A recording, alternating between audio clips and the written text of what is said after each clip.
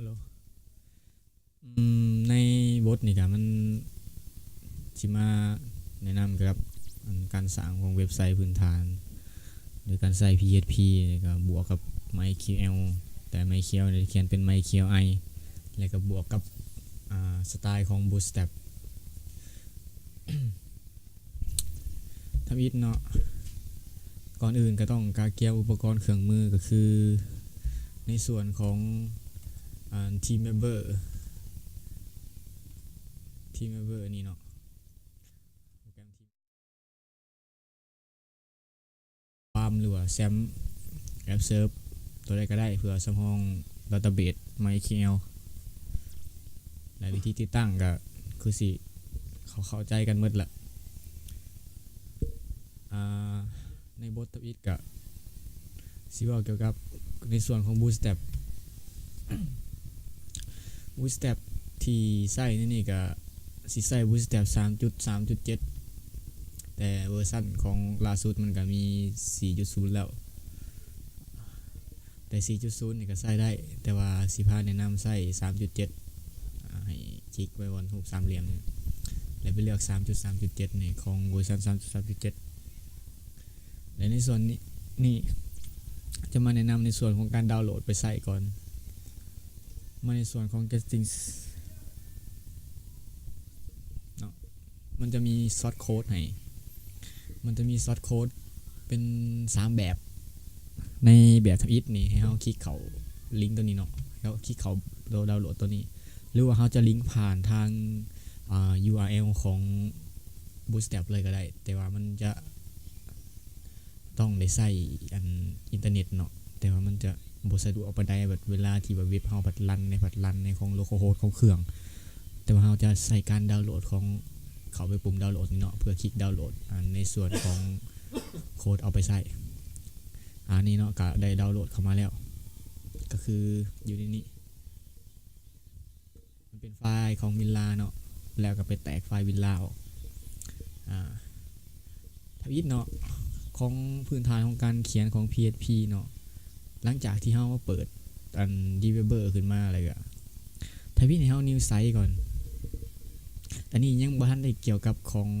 การสร้างของ database อันนี้ยังเป็นพื้นฐานเกี่ยวกับการใส่ Bootstrap ให้เข้าใจเกี่ยวกับว่าสไตล์ Bootstrap ใส่เท่าใดทวิตน้อยเฮาคลิกเข้ามาไซต์เลยก็ new site และในส่วนของนี่เนาะมันจะให้ว่าไซต์เนมเนาะสมมุติข่อยบ่ต้องสมมุติเนาะถ้าไผใส่สื่อต่างข่อยก็ได้เนาะแต่นี่ข่อยใส่เป็นเดโมเนาะแล้วค่อยคลิกเบาค่อยโฟลเดอร์ที่ชื่อว่าเดโมกี่นี่เนาะให้มันสื่อมันต้องคล้ายคือการเพื่อความจือเดโมโอเคเนาะ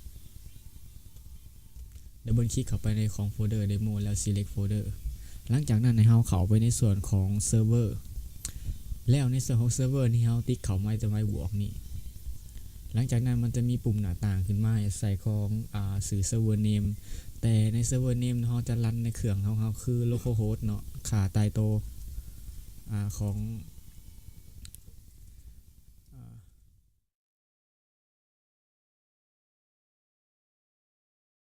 อันขาใต้โตของเซิร์ฟเวอร์เนมเนาะอย่าลืมเปลี่ยนตัวนี้เป็น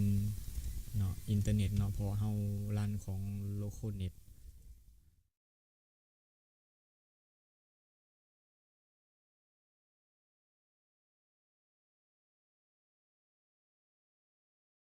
การ new site ใหม่ให้เราเลือก2 select ของโฟลเดอร์ที่ว่า demo เนาะโอเคเลือกไปแล้วให้ใส่ URL ตัวเนี่ยใส่ URL เพื่อเป็นการลิงก์บอกสื่อของสื่อของฟันเฮาที่เฮาสร้างกินนี่แม่น demo เนาะคือสื่อตัวนี้แม่นเฮาจะได้เอาไปรันในบนของเบราว์เซอร์ของเว็บไซต์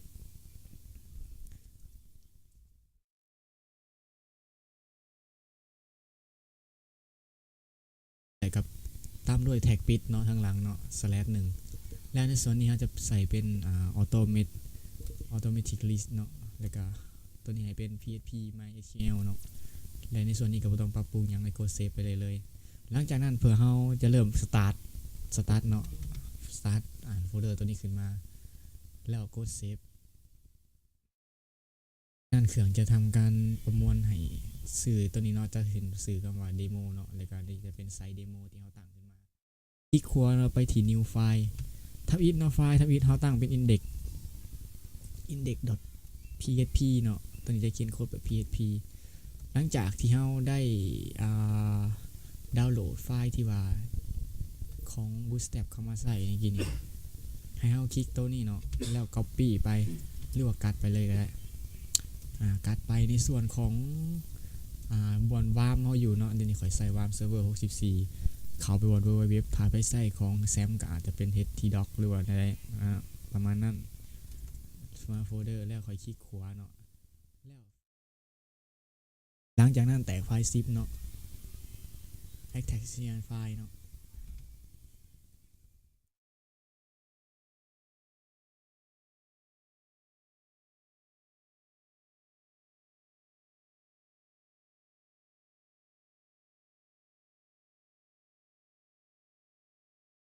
เก่าเนี่ยเราสามารถลบทิมได้เนาะ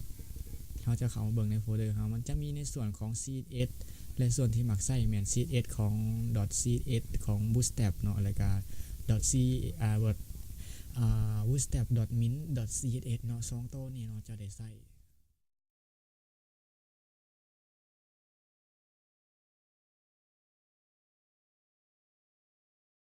เดี๋ยวตัวนี้ขอจะใส่เพียงแต่ .css เนาะเพราะมันเป็นของไฟล์สไตล์หลังจากนั้นเนาะให้เปลี่ยนตั้งชื่อใหม่หรือว่าประมาณนี้ก็ได้เนาะแล้วแต่ คลิกขวาเนาะแล้วก็รีเฟรชโลเคชันใหม่เนาะมันจะเห็นโฟลเดอร์ของ bootstrap เข้ามานี่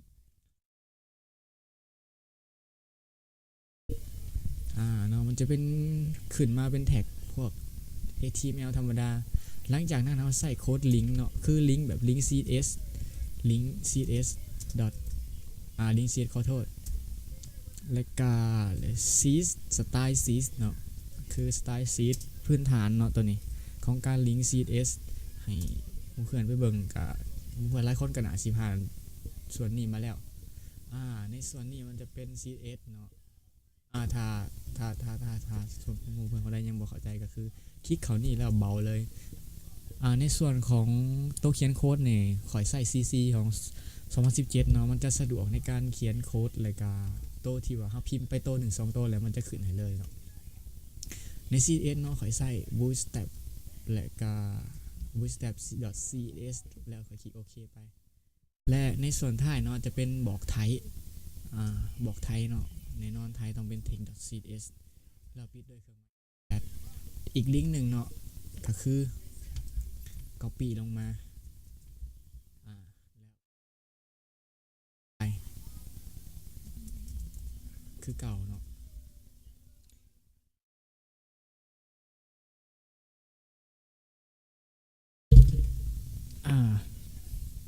โอเคหลังจากนั้นเนาะเราได้ลิงก์จาก CSS แล้วเรากด Ctrl S เพื่อเซฟไฟล์เราจะมาเริ่มเรียนรู้เกี่ยวกับไฟล์ของ .css กัน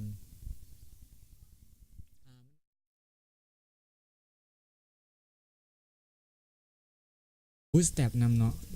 bootstrap นำในส่วน bootstrap แล้วก็ jQuery ต่างๆนี่เดี๋ยวจะลิงก์ตามหลังเนาะเราลองมาลิงก์เกี่ยวกับสไตล์ของ bootstrap นี่ก่อนในคลิปหน้าเราจะมาลิงก์เกี่ยวกับของในส่วนของJS เนาะหรือJavaScript เนาะในคลิปนี้เราจะใส่เพียงแต่2ส่วนก็คือส่วน CSS แล้วก็ Component เนาะถ้าวินเขาว่าเบิ่งก่อนได้ว่าใน Component นี่มันมียังแน่ความสามารถของมันของพวกไอคอนเนาะไอคอนที่เราเอาไปใส่ในเว็บแบบเราเห็นแบบมันเป็นไอคอนแบบนี้แบบพวกกระแจแบบนี้มันกับมีให้เราเลือกหลากหลายเนาะแต่ในส่วนต่างๆนี่จะเป็นบอกส่วนต่างๆที่ว่าในเว็บเนาะแบบส่วนต่างๆเราเห็นสมบูรณ์มาแล้วเพียงแต่เราก๊อปเอาโค้ดของเขาแล้วไปใส่ในบนหน้าเว็บเราเนาะนี่มันจะให้เราแบบสะดวกสบายในการใส่ CSS เราบ่ต้องไปเขียนสไตล์แบบยาวๆคือแต่เก่าแล้วมันสะดวกสบายสไตล์ของเขาเทียบให้มันก็งามพอสมควร